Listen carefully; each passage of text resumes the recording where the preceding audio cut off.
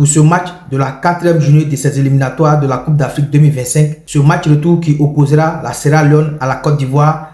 Le sélectionneur Faye Mess doit-il apporter des changements à certains postes dans le jeu des éléphants de Côte d'Ivoire? Pour la 4e journée, Mess Foyer doit-il opérer des changements? Et qu'en répondez-vous, mon cher Sansevérien? Je dis oui tout de suite parce que j'ai vu un Ivan Ndika un peu en dedans.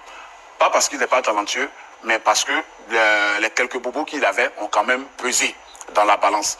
Et je ne sais pas s'il s'est remis de son mal quand il est retombé. C'est vrai qu'il a terminé la partie, mais en général, quand c'est comme ça, le mal continue. Donc, je pense qu'à ce niveau-là, c'est vrai, le rock... Alors, nous allons revenir de manière détaillée. C'est-à-dire les changements que Mess Faye doit opérer, que ce soit en défense, en milieu de terrain ou en attaque. Il y a des changements à opérer parce que tout le monde ne peut pas être frais. Bon, on s'arrête à votre avis pour le moment. Et vous, qu'en dites-vous, mon cher Mathieu Blé? Oui, moi je pense que quand une équipe sort d'un tel match avec un score de 4-1, possession 59%, avec 3 pénaux, ça veut dire que l'équipe a fait le travail. Et comme dit l'adage, on ne change pas une équipe qui gagne. Il est vrai que la perfection n'est pas de ce monde, mais cette équipe a démontré beaucoup d'assurance, beaucoup de certitude. Elle s'est créée de nombreuses occasions et elle en a capitalisé 4. Je pense qu'à partir de ce moment-là, il faut aller sur la continuité et parfaire ce qu'il y a à parfaire. Est-ce que c'est le même qui a dit tout à l'heure qu'en attaque, on devait changer la position de Crasso et Nguessan? C'est lui qui dit ça? Mais c'est aberrant. Donc pour moi, on devrait continuer avec cette équipe. D'accord, il a terminé maintenant. Alors, vous dites qu'il doit y avoir des changements, oui. Ce qui veut dire que la prestation collective de l'équipe ne vous a pas plu? Si, mais il y a mieux à faire. Il y a mieux à faire dans la mesure où... Là où vous le rejoignez, parce que pour lui, tout a fonctionné. Non. Je dis il y a mieux à faire. L'équipe, oui, mais il y a mieux à faire. Quand je dis il y a mieux à faire, en attaque, par exemple. D'accord. Pour ce match à venir, demain, je souhaiterais, par exemple, que Ouma Diakité commence à la place de Nguessan pour que Crasso joue la pointe. D'accord, on ne va pas mettre la charrue avant les boules. Voilà. Allons-y secteur par secteur, compartiment par compartiment. Au niveau donc du secteur défensif, on a donc Yaya, et Opéry, Ndika, Agbadou ou Senghor. Selon lui, Ivan Ndika, qui semblait être un peu en dedans lors de cette rencontre face à la Sierra Leone, devrait laisser sa place. Êtes-vous d'avis avec lui ou pas? Je ne suis pas du tout, même si peut-être qu'il ne veut pas avorter, mais moi je le laisse. Mais moi je pense que cette défense... elle a fait le travail. Vous ne verrez jamais une équipe de football jouer 90 minutes, ça, un petit rififi. Et par exemple, j'ai dit, sur l'action, je ne peux pas accuser Evan. Simplement, le Sierra-Leone, il a utilisé des gestes techniques qui peut prendre à défaut n'importe quel défenseur. Ouais. Mais après, les garçons se sont resserrés, ils ont joué serré, ils ont joué sérieux, en bloc, et cette défense a su soutenir son milieu et on est en arrivé. Donc moi, je leur dis bravo et surtout beaucoup de concentration et d'humilité, puis que cette défense continue sur cette lancée. Mais vous avez d'autres défenseurs qui sont sur le banc, par exemple comme Eric Bailly. Pourquoi pas ne pas peut-être le mettre au match retour pour avoir aussi également quelques temps de jeu? Bon, comme je disais, je pense qu'on ne change pas une équipe qui gagne. Vous comprenez? Dans tous les cas, ce n'est pas parce que tout réussit qu'il faut commencer à être euphorique et oublier le sérieux en football. Il faut respecter les enjeux, il faut respecter le jeu, il faut respecter l'adversaire. Tout match, on devrait continuer. On peut se qualifier, on a encore une autre finale FIFA. Et à partir de là, essayer un certain nombre de choses. Mais pour le moment, on est dans les qualifications. Il faut confirmer cette belle entame et achever le travail. Et à partir de là, on verra. Mais je ne reproche rien à cette défense. À partir de là, il n'y a aucune raison de la changer. Malgré les 7 tirs concédés par la défense ivoirienne, non, il ne concède rien à cette défense. Et effectivement, il a raison également, parce que c'est un seul but seulement que nous avons encaissé. Pourquoi est-ce que vous voulez... La Côte d'Ivoire a souffert. Oui. Sur les derniers matchs, la Côte d'Ivoire a souffert, mais pas comme face à la Sierra Leone. En fait, de toutes les équipes qu'on a affrontées sur les 4 derniers matchs, bon, avec celui-là, ça fait 5, c'est l'équipe la moins clinquante en termes de nom. C'est vrai que sur les 2 derniers résultats, on fait 2-2 à la CAN au Cameroun et on fait 5-1 à San Pedro en préparation de la CAN, mais le niveau est faible par rapport au Gabon, par rapport à d'autres équipes, donc par rapport à la Zambie et tout ça. C'est un adversaire, je ne dirais pas qu'on a pris de haut, mais on ne s'attendait pas à de telles difficultés dans ce match. Et tout le monde vous le dira. Chaque fois que les Sierra-Léonais ont étouffé le milieu de terrain, ont essayé des choses, Seri Michael et autres ont été pris à défaut. C'est vrai que les Ivoiriens, les milieux Ivoiriens ont joué d'expérience, mais à plusieurs moments, est-ce que pour cela, il faut opérer des changements? On a été bouffé dans le milieu, mais oui, il faut des changements. Quand on va arriver sur le compartiment du milieu, on en parlera. Donc, défensivement, à part Ivan Ndika? Oui, je dis que si Ndika continue de ressentir des bourreaux, on peut le laisser au repos tranquillement. Ce n'est pas un aveu de faiblesse, c'est juste un réajustement défensif. Parlons donc de ce milieu de terrain qu'on a retrouvé à la CAN, Seko Seri Kessie, qui a été rayonnant vers la fin donc, de la CAN. Alors, selon lui, il vient de de leur bateau de pas. Le milieu a été dépassé par moment, a été pris de coups par moment. Donc pour lui, il faut aussi également du changement. Et vous dites non, par exemple? Non, je dis non. Mais ce que je voulais rappeler, lors de notre émission présidente, j'avais déjà précisé que même quand on avait gagné la Sierra Leone 5-1, oui, on avait souffert. Vous comprenez? Mais ce que je veux dire, si pour Séverin, c'est les noms qui font une équipe, moi ce n'est pas le cas. C'est plutôt la réalité avec laquelle qui est en face. Et hier, la Sierra Leone a démontré, elle a eu des temps forts. Mais dans un match de football, quelle que soit la force de l'équipe d'en face, quelle que soit la supériorité d'une équipe, l'adversaire a forcément des temps forts. Mais alors, comment réagit l'équipe qui est supposée être supérieure? Et à ce niveau, la Côte d'Ivoire a très bien réagi. Elle a su amortir les temps forts des Sierra Leonais et quand il fallait passer à la vitesse supérieure, elle est passée à la vitesse supérieure. On a retrouvé, on va dire, notre milieu de légende et qui a fait ce qu'il fallait faire. Après, quand le coach a voulu qu'on conserve un peu plus de ballons et qu'on stabilise davantage notre score, il a fait des réajustements. Aujourd'hui, le plus important, c'est de faire les choix optimaux qui font le travail. Pour le moment... Pour répondre à la question, selon vous, pas de réajustement à faire en milieu de terrain? Non, je vais vous expliquer une chose. Dites-nous. En football, oui, comme partout, il est difficile. On tente de trouver la perfection. À partir de ce moment, on peut pas s'empêcher de réajuster. Mais l'équipe qui a joué, je pense qu'au jour d'aujourd'hui, elle est capable de faire le taf. Vous comprenez? C'est ce que j'explique. Maintenant, après, il appartient au coach, selon son ressenti, de faire quelques réajustements. Mais cette équipe, elle peut être reconduite. Et pour moi, elle devrait être reconduite parce que pour le moment, elle fait ce qu'il y a à faire. Quelque chose m'a frappé à l'œil.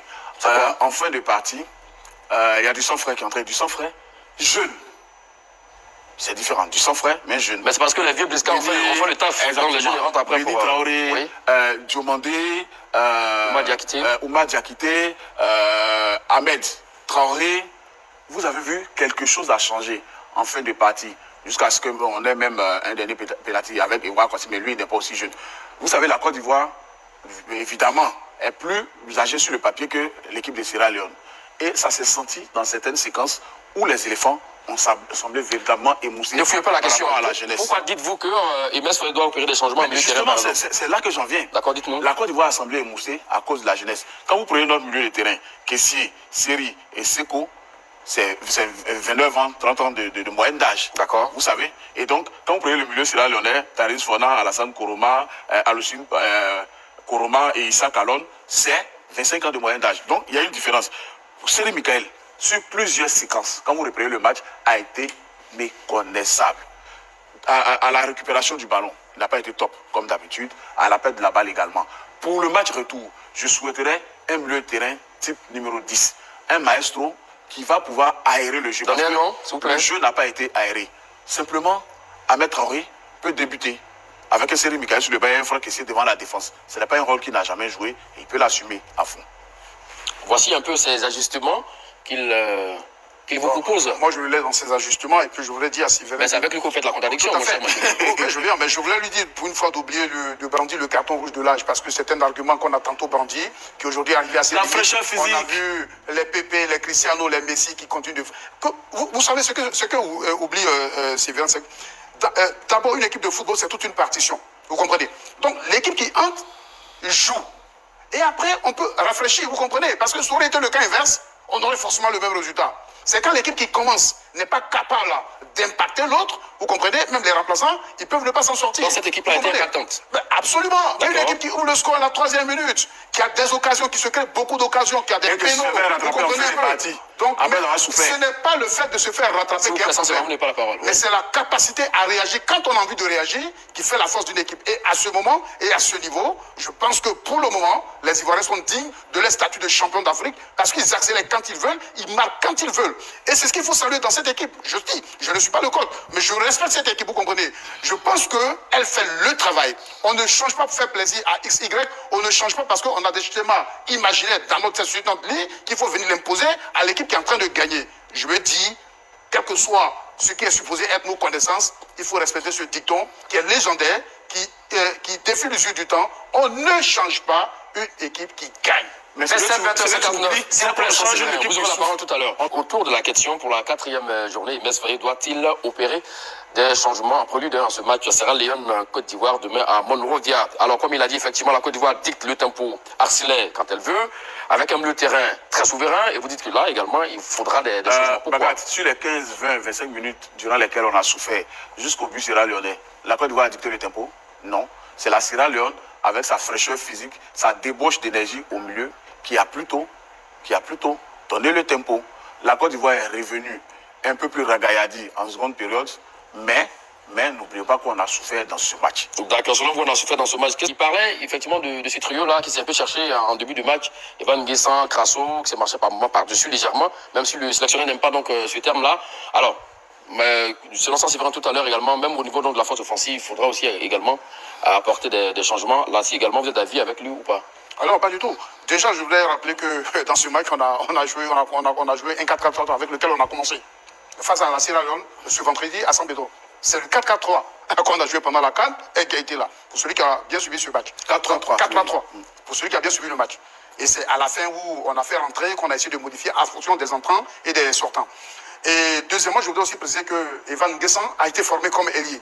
C'est un moment à Nice, on essaie de l'utiliser comme attaquant axial. Et récemment, on l'a aussi mis sur le côté. Donc, ce n'est pas un poste qui est nouveau pour lui.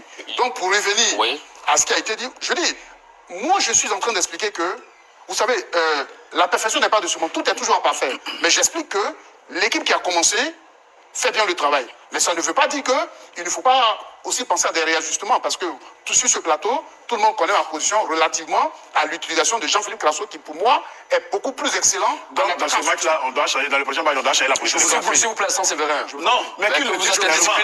Non, c'est pas vous poser la question. Qui le dit clairement? La question, Saint-Séverin. D'ailleurs, vous n'avez pas la parole. La question que j'avais pour vous, mon cher Saint-Séverin, le trio Guessant, Crasso, Pépé, a-t-il bien fonctionné, selon vous? Ce trio-là, je dirais non. Parce que Crasso fait l'action de but, le premier but. Mais après, Crasso disparaît. Parce qu'à certains moments, lui et Evan Guessant ont eu du mal à permuter. Ils se sont plutôt retrouvés à se marcher légèrement sur les pieds. Pour moi, il faut un ailier dans le style de Ouma Diakité, qui va rester là à mordre la ligne comme Pépé sur le côté droit, Ouma Diakité sur le côté gauche, et puis Crasso en pointe. Mais c'est avec ce trio-là qu'on allait chercher les pénaltys, on allait chercher les buts et là également, mais là, vous voulez qu'on change? Mais regardez la fin du match. Comment on finit le match? On finit en boulet de canon. Alors que la première période, à la fin de la première période, les éléphants semblaient essoufflés.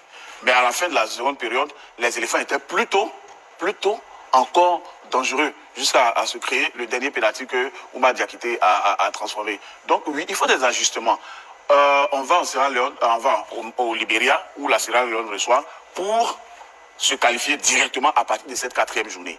Un seul point suffit, mais avec 3 points, ce sera mieux. Avec 3 points, ce sera mieux. Vous savez, en sélection, quand on est appelé, ceux qu'on est déjà dans la rotation, ceux qu'on a déjà la forme, parce qu'on n'appelle que les joueurs en forme du moment. Et ce n'est pas des joueurs qui ne jouent pas dans leur club. D'accord. Et moi, je pense que il n'y a pas d'urgence. Vous comprenez?